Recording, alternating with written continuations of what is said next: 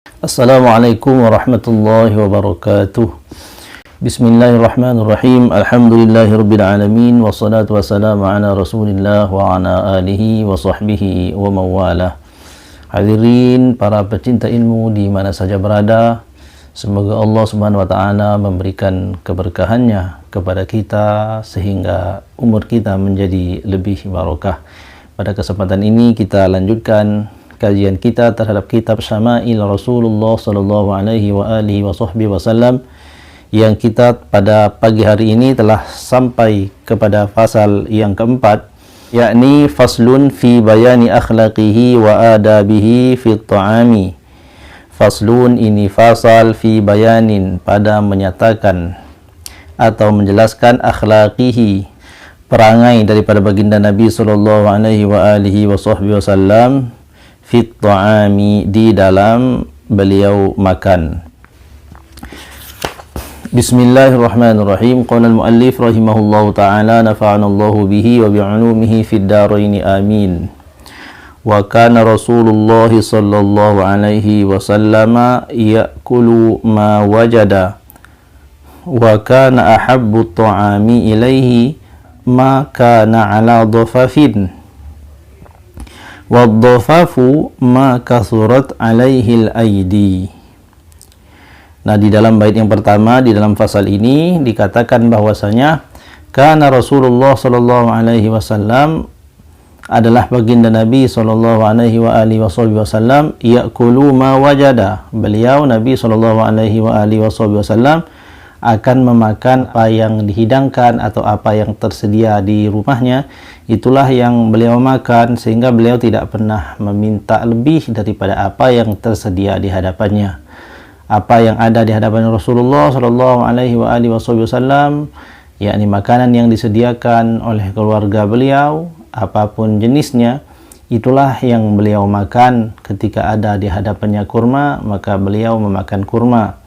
Ketika ada di hadapannya gandum, maka beliau memakan gandum atau roti yang terbuat daripada gandum. Artinya apa saja yang ada di hadapan Rasulullah, itulah yang beliau makan, dan beliau sangat menghormati dan menghargai makanan itu, dan tidak pernah berkomentar perihal perkara yang tidak mengenakkan tentang makanan. Semua terlihat ketika Rasulullah sallallahu alaihi wa alihi wasallam memakannya adalah beliau merasakan kenikmatan.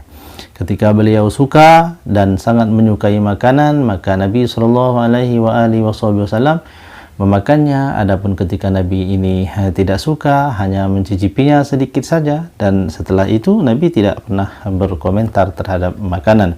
Wa kana habbut ta'ami ilaihi ma kana ala dhafafin, dan adalah yang paling disukai oleh Rasulullah sallallahu alaihi wasallam itu, yakni baginya, makanan baginya Rasulullah sallallahu alaihi wasallam itu yang paling disukai adalah makan ala dhafaf, adalah sesuatu yang ada dengan pada dhafaf. Wa dhafafu ma kasurat alaihil aidi, makna daripada dhafaf itu adalah apa-apa yang banyak di atasnya tangan. Maknanya itu Nabi ini kalau makan tuh lebih senang makannya itu secara bersama-sama. Apa yang ada banyak di atasnya tangan, maknanya itu adalah suatu tempat di mana tempat tersebut terdapat makanan, dan yang makan daripada tempat itu tidak hanya satu orang, tetapi ramai, banyak orang.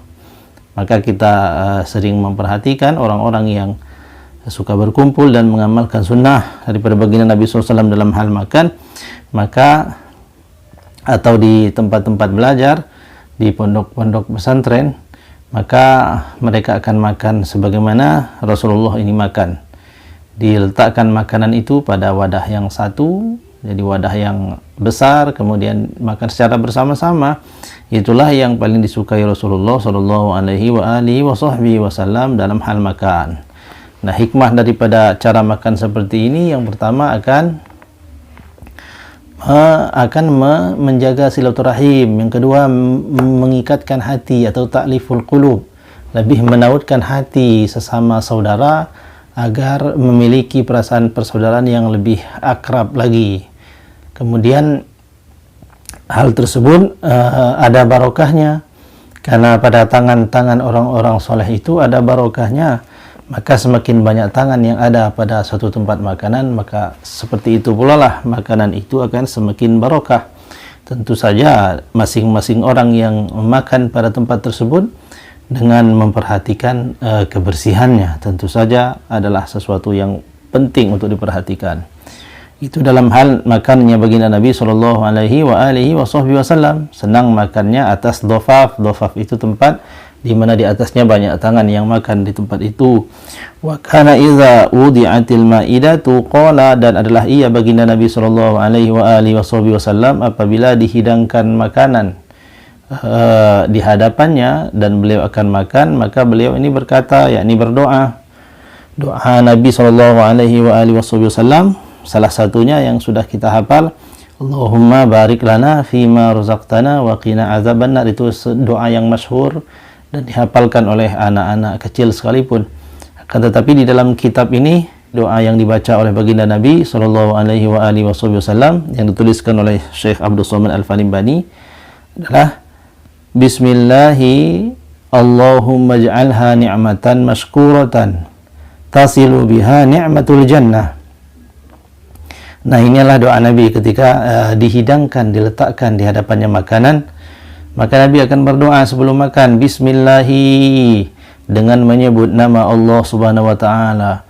Allahumma ja'alha, ya Allah jadikanlah hidangan ini ni'matan mashkuratan, sebagai nikmat yang disyukuri, tasilu biha ni'matul jannah, yang dengan nikmat, dengan hidangan yang berupa kenikmatan yang disyukuri itu akan menyampaikan kepada nikmat, yakni nikmat surga. Jadi bayangkan Rasulullah sallallahu alaihi wasallam di hadapan makanan pun bersamaan dengan doa beliau ketika akan makan, maka disertakan di situ permintaan agar ditempatkan, dimasukkan kepada surga. Jadi makanan itu bisa menghantarkan seseorang ke surga, tentu saja adalah makanan-makanan yang halal. Karena ketika makanan yang halal itu dimakan, tentu saja makanan halal tersebut telah melalui berbagai macam proses yang semua prosesnya adalah proses yang halal. Ketika kita memakan makanan yang halal itu, maka di situ terkandung yang pertama, zat makanan tersebut adalah makanan yang memang halal, bukan makanan yang diharamkan. Seperti binatang-binatang yang menjijikkan, seperti binatang yang bertaring, di dalam mazhab Syafi'i itu adalah sesuatu yang diharamkan. Jadi secara zatnya memang zat yang halal, bukan zat yang haram. Yang kedua, ketika makanan itu adalah makanan yang halal, maka prosesnya, cara mendapatkannya juga harus halal. Dia tidak boleh didapatkan dengan cara menipu, tidak boleh didapatkan dengan cara mencuri, korupsi, dan lain sebagainya. Maka itu sudah melalui tahapan yang demikian. Kemudian makanan tersebut, kalau dia berupa makhluk hidup, maka dia harus disembelih dengan menyebut nama Allah, lalu kemudian dicuci bersih sampai hilang najisnya, kemudian dimasak. Nah, bayangkan proses-proses yang dilalui oleh makanan sebelum dia dimakan atas makanan yang halal itu, semua melalui perkara-perkara yang halal. Betapa sudah banyaknya pahala yang didapatkan oleh orang ketika dia memakan makanan yang halal itu. Maka makanan yang halal tersebut akan menyampaikan seseorang kepada surga. Karena makanan tersebut adalah makanan yang penuh dengan barokah. Setiap orang yang memakannya akan Allah berikan keberkahan, lalu akan tumbuh darah dan daging di dalam tubuhnya. Yang darah dan daging yang ada dalam tubuhnya itu adalah perkara yang penuh dengan keberkahan, sehingga dengan makanan tersebut orang akan semangat dalam hal beribadah dan akan menjauhi kemaksiatan. Dan dengan menjauhi kemaksiatan dan melakukan ibadah tersebut, sebab Allah memberikan rahmat kepadanya, dan dengan rahmat dari Allah itu Allah akan memasukkan ke dalam surga.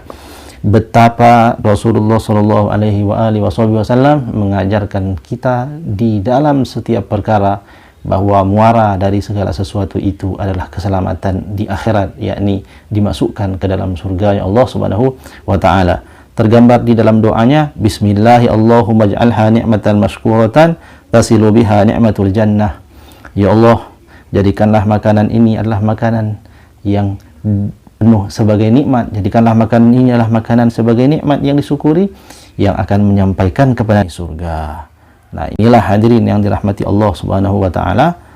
bait yang pertama dan yang kedua yang menjelaskan tentang bagaimana keadaan Rasulullah Shallallahu Alaihi Wasallam makan di dalam fasal tentang adab dan akhlak Nabi ketika makan. Semoga kita semuanya diberikan Allah taufik sehingga bisa mengamalkan sunnah-sunnah baginda Nabi Shallallahu Alaihi Wasallam, sehingga kita ini termasuk orang yang minimal telah berusaha untuk mendapatkan ridho Allah itu secara sungguh-sungguh. Dan ketika kita sungguh-sungguh dalam mencari ridho Allah, insya Allah Allah akan menyampaikan kita pada maksud yang kita tuju. Amin ya rabbal alamin. Assalamualaikum warahmatullahi wabarakatuh.